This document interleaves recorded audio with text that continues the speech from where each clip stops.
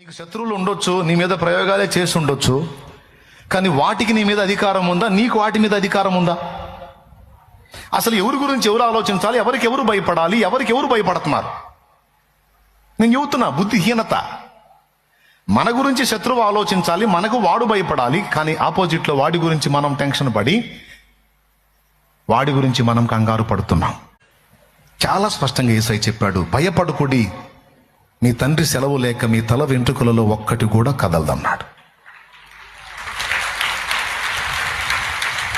కానీ ఈరోజు దేవుని నమ్ముకున్నాము, క్రైస్తవులం అయ్యాము, బాప్తిస్మాలు పొందామని ఒక పక్క చెప్పుకుంటూనే మరో పక్క అన్యుల కంటే దారుణంగా పనికిమాలిన ఆచారాలను ఫాలో అవుతున్న వాళ్ళు కుప్పలు తెప్పలుగా ఉన్నారు.